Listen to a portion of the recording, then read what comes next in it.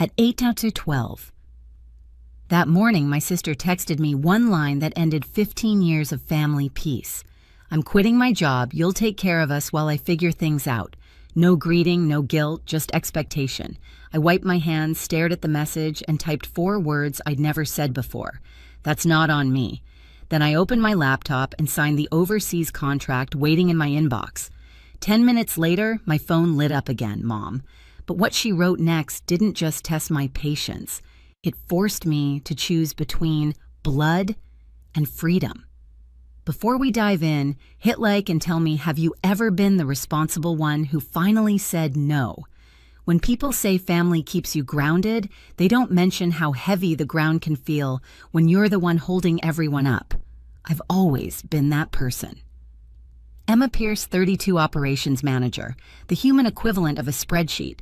My parents called me the stable one. What they meant was the one who never says no.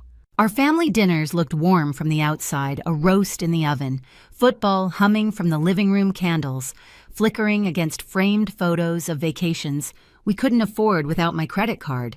But beneath the calm, everything was measured: my time, my paycheck, my patience. Mom would pass the bread and say, "You know, your sister's creative spirit just needs support right now." Translation. Jenna's latest failed dream had a new invoice attached. Dad would grunt from behind his beer. Emma grabbed the check, "Will you?" as if it were tradition, carved in stone. And Jenna Hare, perfectly undone voice, syrup sweet, would smile like she'd earned another subsidy. I'd sit there pretending the math didn't sting the rent. I quietly covered the insurance. I paid the vet bills for her dog I never met. My phone was full of reminders labeled family bills, a list that used to make me proud. It meant I was useful, dependable, the glue. But lately, that glue felt more like handcuffs. Mom liked to say, "Family evens out in the end." She never saw that even meant I bled a little more every time someone else made a mess. I'd tell myself it was temporary, that Jenna would finally get her act together. But she never did, and somehow I was always the safety net. Even Mike, my boyfriend, patient and kind, had started to notice. "You know they don't love you because you fix everything right," he'd said once. "They love you because it's convenient." I'd laughed it off, but his words stuck quiet and sharp. The last Sunday dinner I went to, I remember Jenna breezing in 20 minutes late wearing an outfit that cost more than my week's groceries. Mom hugged her like she'd returned from war. "You've had such a hard week," she cooed. I poured the wine, pretending not to hear. Later, when Mom leaned close and said, "You're lucky, Emma. You don't need anyone to take care of you," I smiled the way people do when they're swallowing fire. That night, I opened my notes app and scrolled through the debts again, each entry a little confession I'd never made out loud. The list went on: phone plan, utilities, car insurance, apartment deposit. It wasn't just money. It was proof of how far I'd go to keep the peace. I didn't know it then, but peace was exactly what I was about to lose and somehow finally gain. It started small, like all cracks do. A late payment here, a "can you just spot me till next month" there. But by that fall, every favor had turned into a standing order. My family didn't even ask anymore, they expected. Then came the morning Jenna announced she'd quit her job. She made it sound poetic, like a declaration of self-love. "It was toxic," she said at dinner, stabbing her mashed potatoes like a martyr. "I'm focusing on my mental health." Mom clasped her hands, eyes shining. "That's so brave, sweetheart." I stared at my plate. When I'd taken a single sick day last year, Mom said I was being dramatic. Jenna's boyfriend, Caleb, grinned across the table. "She's building a brand, something creative." Dad nodded proud. "Faith, that's what matters." I wanted to ask if Faith could pay rent, but I bit my tongue. After dinner, Mom pulled me aside in the kitchen. "Honey, Jenna's going through a hard time," she whispered, like it was breaking news. "She just needs a little runway." You understand. I did understand. That runway was paved with my paychecks. That night back in my apartment, I sat in the dark with only the hum of the fridge for company. My notes app was open: payments, bills, insurance, deposits. I scrolled through the numbers until they blurred. It wasn't a ledger anymore. It was a map of my own exhaustion.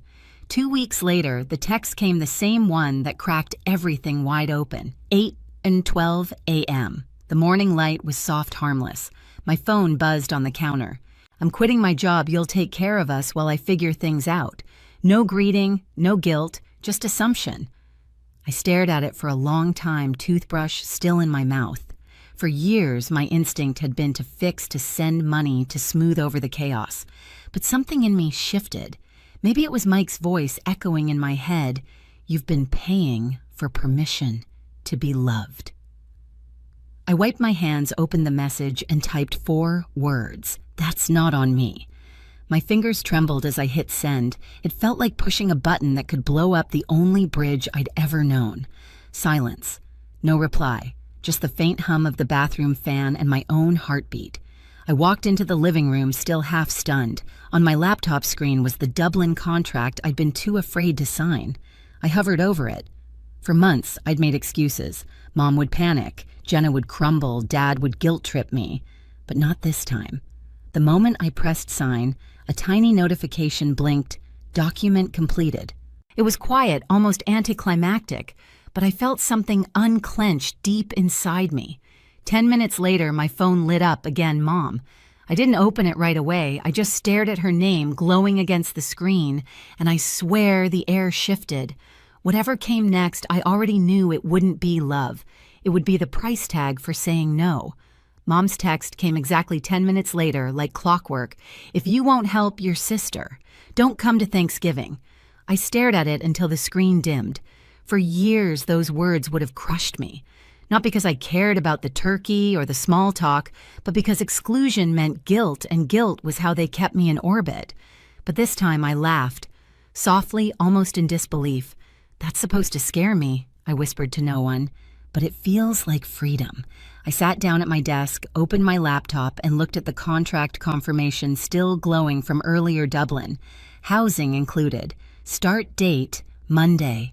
It felt like a life I'd only daydreamed about now, quietly waiting for me to choose it. For the first time, I realized my family didn't just drain my bank account, they drained my ability to imagine life without them. That was about to change. I opened another tab, my online banking. My pulse quickened, not from fear, but focus. One by one, I scrolled through the recurring payments I'd carried for years. The family phone plan, Jenna's car insurance, utilities tied to my parents' house. Cancel, remove, deactivate. Each click was small but seismic. I half expected lightning to strike or Mom to burst through the door. Instead, there was only silence. Clean, almost peaceful. My phone buzzed again. A voicemail from Aunt Rose. "This time, sweetheart family gives and receives. Maybe you can give a little more this season. God will bless you back tenfold. Delete." Mike called later that night.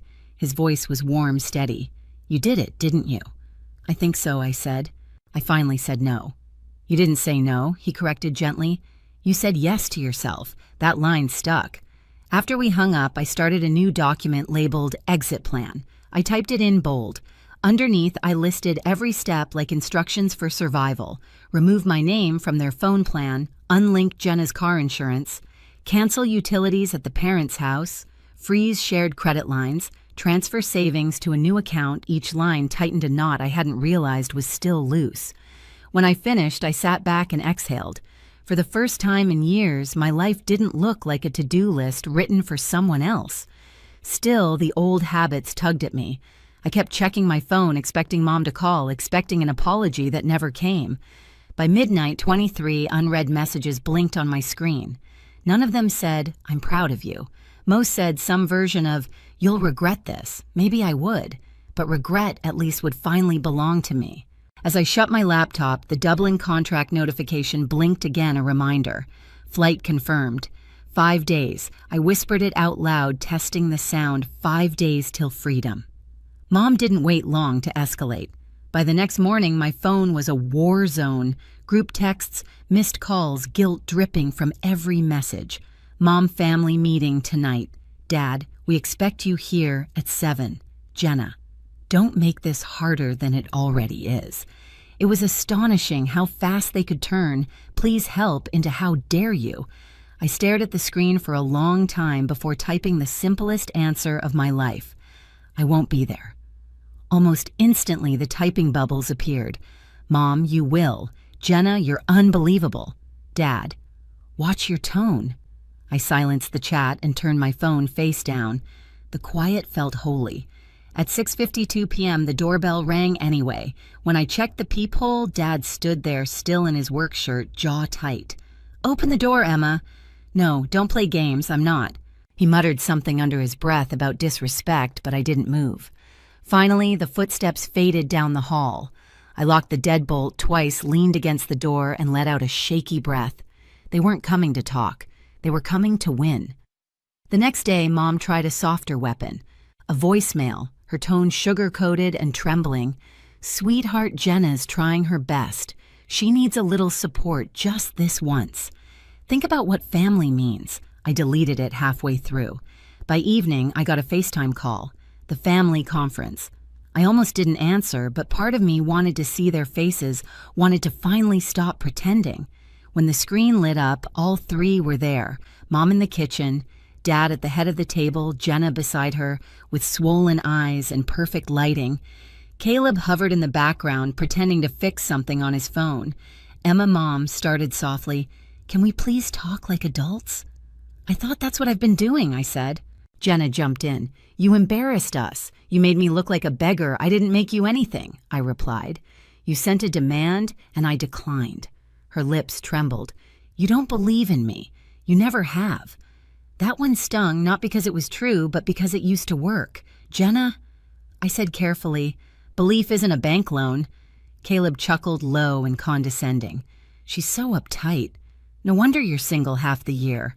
My voice didn't rise. "Caleb, do you even hear yourself?" He smirked. "Just a joke." Mom cut in sharply. "Enough. Emma, your sister's business could change her life. She just needs someone responsible on paper." Dad leaned forward, hands clasped. "It's not even risky. It's a small loan, $150 tops. You'll co-sign, that's all." "That's all," I repeated, letting the words sink in. "You're asking me to guarantee a $150,000 loan for someone who quit her job last week." Mom's voice hardened. "Don't be dramatic. We raised you better than this." I felt something snap, not anger, just clarity. "You didn't raise me to say yes. You raised me to survive saying no." The silence that followed was thick enough to touch. Dad's face flushed. "Watch your tone." "I am," I said evenly. "It's calm." Mom's eyes narrowed. "So that's it. You're walking away from your family. I'm walking away from being your financial plan." Jenna started crying, mascara pooling at the corners of her eyes. "You're punishing me for being different. I'm setting boundaries," I said. "There's a difference." Mom slammed her hand on the table. "You'll regret this, Emma." I nodded once. "Maybe, but I'll regret it on my own dime." I ended the call. Seconds later, the group chat exploded, paragraphs from Mom threats, from Dad emojis, from Aunt Rose. One message from Jenna: "You destroyed this family." I didn't reply. I turned off notifications, opened my exit plan, and started checking boxes. Removed from phone plan, unlinked insurance, canceled utilities, closed shared credit line. Each completed task felt cleaner than the last. By midnight, 43 missed calls blinked on the screen. None from Mike, he knew. When the phone rang again, I finally picked up. "Hey," he said quietly. "You sound lighter. I think I'm just done," I said. "Then do something about it. Not for revenge, for peace." That line hit deeper than I expected. At 1:04 a.m., I drafted one last message to my mother. "I'm leaving for Dublin Monday. Please stop contacting me unless it's an emergency." I hovered over send hand, trembling. Then I pressed it. The next morning, the retaliation came fast. Posts on Facebook about ungrateful children, Aunt Rose's chain messages about forgiveness, Jenna's cryptic story. Sometimes the ones you love hold you back. They wanted me to feel shame. Instead, I felt still. When Monday came, I zipped up my suitcase. The air in my apartment was cold clean. Every bill in my name, every key in my hand. As I rolled my suitcase to the door, my phone buzzed one last time. A text from Mom. "We won't forget this." I typed back, slowly, "Neither will I." Then I powered it off. At the airport, as the plane engines roared, I thought about every Thanksgiving table, every guilt trip, every silent yes that had built their comfort. And I thought about that one small no that tore it all down. When the wheels left the ground, my heart did too. Dublin was colder than I imagined, gray skies, damp air, and a kind of silence I wasn't used to. But maybe that's why it felt like healing. My company apartment was small, one-bedroom, white walls, a view of the canal. Everything inside belonged to me. Every bill, every key, every decision. No shared accounts. No borrowed peace. For the first week, I moved like someone learning to breathe again. I woke up early, walked to work through cobblestone streets, and drank coffee that actually tasted like mine. At night, I cooked for one and listened to the kettle whistle. Sometimes I caught myself waiting for the next crisis call that never came. The quiet felt strange until it didn't. Mike arrived that Friday, suitcase in hand, and a grin that made the place feel less foreign. "You really did it," he said. "You left." I laughed softly. "Yeah. And somehow I'm still standing." He looked around the apartment. "It's peaceful here."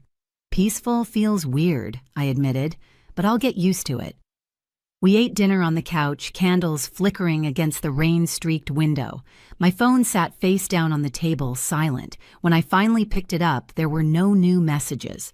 For the first time in years, the absence of noise felt like a blessing. Days turned into weeks. I got promoted early, led my first project, made friends who didn't need rescuing. One afternoon, I scrolled through old notes, the payments bills, utilities list I'd once treated like scripture. At the bottom, I added one final line, "Debt cleared emotionally and otherwise." A month later, Mom left a voicemail. Her tone was softer this time. "We're fine, sweetheart. Jenna found part-time work. Your dad says hi." I didn't call back, but I smiled anyway. Distance was doing what love never could. It made things kinder. Sometimes I'd stand by the window watching the canal lights ripple. The old Emma would have felt guilty for feeling okay. The new one just whispered, "I earned this." Sunday morning, sunlight spilled across the kitchen table, catching the steam from my coffee. No buzzing phone, no new demands, just quiet. I thought about that first text, the one that ended 15 years of family peace. "You'll take care of us." Maybe once I would have, but not anymore. I used to mistake being needed for being loved. Now I know real love doesn't drain you, it steadies you. I looked out over the Dublin skyline, smiling to myself. Peace didn't come with fireworks, it came with silence. If you've ever chosen peace over guilt, share your story below. You're not alone.